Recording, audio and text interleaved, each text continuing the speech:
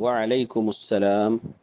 بھائی، آپ نے جو سوال کیے ہیں علم کے بارے میں، اس کا مختصر جواب دے رہا ہوں۔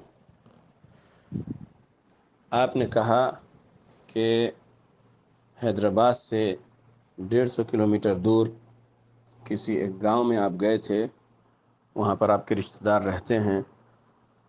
تو جب آپ نے دیکھے کہ آپ کے قریبی رشتہ داروں میں سے کچھ لوگ علم کے بارے میں غلط نہیں بول رہے ہیں بلکہ اس کو صحیح بول رہے ہیں، اور وہ لوگ جو ہے اس کو اسلام کا عمل سمجھ رہے ہیں، اور آپ نے ان کو سمجھانے کی کوشش کیے، اور آپ چاہتے ہیں کہ میں قرآن اور حدیث کی روشنی میں آپ کو جواب دوں تاکہ آپ میرا جواب ان کو سنا سکیں۔ مختصر بات یہ ہے بھائی کہ محرم کا مہینہ غم کا مہینہ نہیں ہے۔ پہلی بات، محرم کا مہینہ اسلامی کیلنڈر کا پہلا مہینہ ہے، اور یہ جو عاشورہ کا دن ہے 10 محرم، اس دن موسیٰ علیہ السلام کو اور ان کی قوم کو اللہ نے نجات دلایا تھا فرعون اور فرعون کی قوم سے۔ تو اللہ کا شکریہ ادا کرنے کے لیے موسیٰ علیہ السلام روزہ رکھے۔ یہودی بھی ہر سال 10 محرم کو روزہ رکھتے تھے اسی یاد میں۔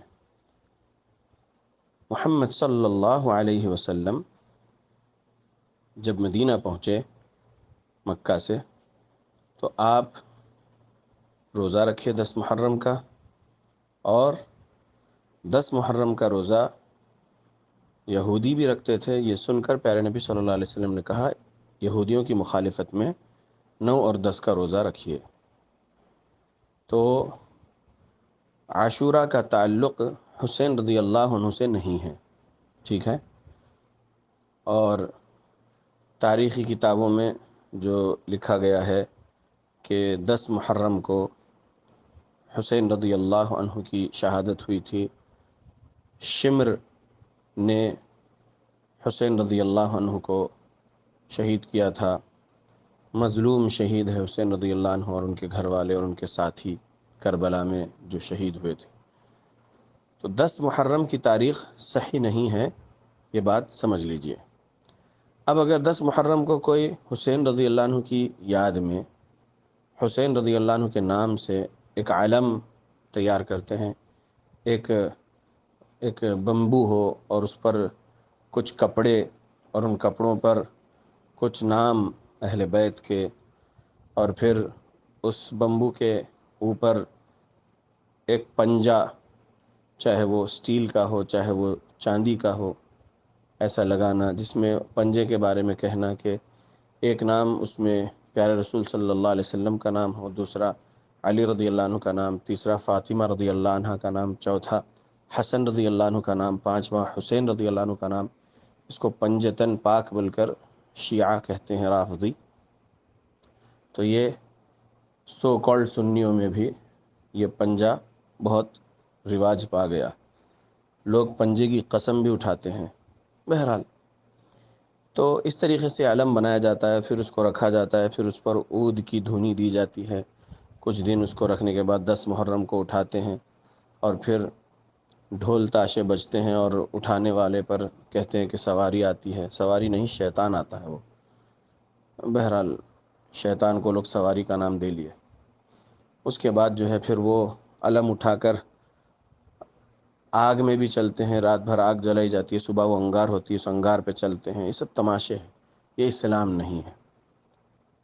جو یہ کر رہے ہیں ان سے سوال کیا جائے، سنجیدگی سے سنیے سوال، سنجیدگی سے دیجیے جواب۔ اگر پوچھیں ایسا کہاں لکھا ہے قرآن اور صحیح احادیث میں کہ ایسا کرنا صحابہ اور اہل بیت رضی اللہ عنہم اجمعین سے ثابت ہے، ان لوگوں نے ایسا کیے ہیں؟ پوچھئے ایسا کہاں لکھا ہے کہ اولیاء اللہ میں جو محدثین مفسرین گزرے ہیں، پھر امام جو تھے، اکثریت احناف کی جو ہے بریلویوں میں یہ جو علم بٹھانے والے اور علم لے کر ناچنے والے، علم کا یہ میلہ دیکھنے جانے والے، تو ان لوگوں سے پوچھیے کہ امام ابو حنیفہ رحمۃ اللہ علیہ نے ایسا کچھ کیے تھے کیا، یا ان کے شاگردوں نے لکھے ہیں کیا؟ ڈھونڈیں گے اگر تو قرآن اور حدیث میں کہیں نہیں ملے گا یہ۔ تو جو قرآن اور حدیث میں ہے نہیں، وہ چیز کو اسلام سمجھ کے، اسلامی عمل سمجھ کے لوگ کر رہے ہیں، رافضیوں کی چال ہے، اور نام نہاد سنی رافضیوں کے دھوکے میں آ گئے اور یہ علم بٹھانے کو اسلام سمجھ لیا۔ اسلام بہت صاف ستھرا پاک دین ہے۔ اسلام کے اعمال بہت اچھے، بہت بہترین، جس میں سکون ملتا ہے، امن ملتا ہے، بے چینی ختم ہوتی ہے، اور ڈھول تماشے نہیں ہیں اسلام میں۔ اسلام کے ایک ایک عمل میں محبت کا پیغام ہے، انسانیت کو، انسانیت بڑھانا اور کیسے دوسرے انسان کو فائدہ دینا، یہ اعمال میں ملتا ہے سب اسلام کے۔ اور عالم میں نقصان ہے، فائدہ کچھ نہیں ہے، فائدہ کچھ نہیں ہے، صرف نقصان ہے۔ اور اب یہ بٹھانا علم اور اس کو لے کر جو ہے اس کے ساتھ ایک عقیدہ جوڑنا کہ ہم یہ پنجے کے ذریعے سے اولاد مانگ رہے، یا شفا مانگ رہے، یا بچوں کے لیے بہترین کاروبار یا جاب مانگ رہے وغیرہ، یہ سب بھی ہوتا ہے۔ اپنے آپ کو میں علم کی حفاظت میں دیتا ہوں، اس طرح سے حفاظت بھی مانگتے ہیں۔ یہ سب رافضیوں کا کام ہے، یہ نام نہاد سنی کر رہے ہیں، اللہ ہدایت دے۔ تو بھائی، میں جتنا قرآن اور حدیث پڑھا ہوں، اور میرے اساتذہ جن میں محدث ہے، محقق ہے، بڑے بڑے علماء سے میں نے جو کچھ علم لیا ہوں، ان لوگوں کی بھی تحقیق میں ایسا کچھ بھی ان کو نہیں ملا قرآن اور حدیث میں کہ یہ علم بٹھانا جائز ہو، اور یہ سب چیزیں جو رافضی کر رہے ہیں اور نام نہاد سنی جو کر رہے ہیں محرم میں اہل بیت کی محبت کے نام سے، جبکہ یہ ڈھونگ ہے اور جھوٹ ہے، ایسا کچھ اسلام میں محدثین کو نہیں ملا، قرآن و حدیث میں نہیں ملا۔ تو میری جتنی تحقیق ہے، میری تحقیق سے 100 گنا زیادہ تحقیق ہے محدث کی، محقق کی، الحمدللہ۔ تو میں ان کی کتابیں پڑھ رہا ہوں، الگ الگ ٹاپکس پر کتابیں لکھے ہیں محدثین اور مفسرین اور بڑے علماء۔ تو الحمدللہ وہ لوگ قرآن کی آیت اور حدیث درج کرتے ہیں کسی ایک مسئلے کو سمجھانے کے لیے، اور اپنے دل کی بات نہیں کہتے ہیں۔ اور الحمدللہ اطمینان ہو گیا ہمیں کہ یہ جو نئے نئے کام لوگوں نے بنا لیے اسلام کے نام پر، یہ نئے نئے کام لوگوں کے بنائے ہوئے ہیں۔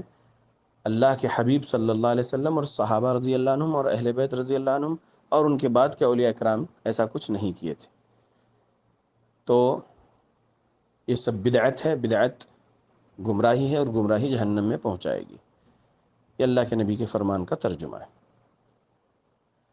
شرک بھی ہو رہا ہے اس میں، کیونکہ عقیدہ جو ہے اللہ پر بھی رکھتے ہوئے اہل بیت پر بھی عقیدہ رکھتے ہیں کہ اہل بیت مدد کرتے ہیں، یا علی المدد بولنے والے کیا ہے وہ رافضی لوگ، ان لوگوں نے یہ کلمہ جو ہے نام نہاد سنیوں میں بھی عام کر دیا، یا علی المدد، یا حسین المدد۔ یہ سب کیا ہے؟ یہ سب شرک ہے۔ اللہ ہی سے مدد مانگنا ہے، پیارے نبی نے سکھایا ہے، اذا استعنت فاستعن باللہ، جب کبھی مدد مانگنا ہو اللہ سے مدد مانگو، اللہ کے حبیب صلی اللہ علیہ وسلم نے سکھائے۔ یہ حدیث ترمذی میں موجود ہے صحیح سند کے ساتھ۔ تو اللہ سے مدد مانگنے کا، یہ پنجے سے مدد مانگتے، اہل بیت سے مدد مانگتے، اور یہ علم، یہ سب تماشے ہیں۔ اور میوزک اسلام میں حرام ہے، سورہ 31 آیت نمبر 6 کے مطابق۔ تو عبداللہ بن مسعود رضی اللہ عنہ جو صحابی رسول ہے، انہوں نے سورہ 31 سورہ لقمان کی آیت نمبر 6 میں لہو الحدیث جو لفظ ہے اس کے بارے میں بولے کہ یہ موسیقی ہے، لہو الحدیث، اور موسیقی حرام ہے اسلام میں۔ تو اسلام جس چیز کو حرام کہے قرآن کے ذریعے، وہی چیز کہیں اور حلال ہو سکتی کیا؟ جی نہیں ہو سکتی۔ تو محرم کا بینڈ ہو، یا پھر ربیع الاول کا بینڈ ہو میلاد کے جلوس کا، یا پھر ربیع الثانی میں 11ویں کا جلوس کا بینڈ ہو، یا اور کہیں بھی بینڈ باجا بجایا جاتا ہو، یہ سب اسلام کے خلاف ہے۔ یہ سب چیزوں سے بچنا چاہیے۔ اور محرم میں جو لوگ دن بھر جو ہے شربت بانٹتے پھرتے، پانی بانٹتے ہیں اور دیگیں لگتی ہے کھانے کھلاتے ہیں، جہالت ہے۔ یہ لوگوں کو سمجھنا چاہیے کہ اللہ کے نبی صلی اللہ علیہ وسلم روزہ رکھنے کا حکم دیے ہیں، روزہ رکھے ہیں پیارے نبی نے، تو پیارے نبی کی محبت میں روزہ رکھنا چاہیے 10 محرم کا، اور یہودیوں کی مخالفت میں 9 کا بھی رکھنا چاہیے، اجر و ثواب ملے گا۔ اللہ کے نبی نے فرمایا کہ مجھے امید ہے اللہ سے کہ پچھلے 1 سال کے چھوٹے گناہوں کو اللہ معاف کر دے گا یہ 10 محرم کا روزہ رکھنے سے۔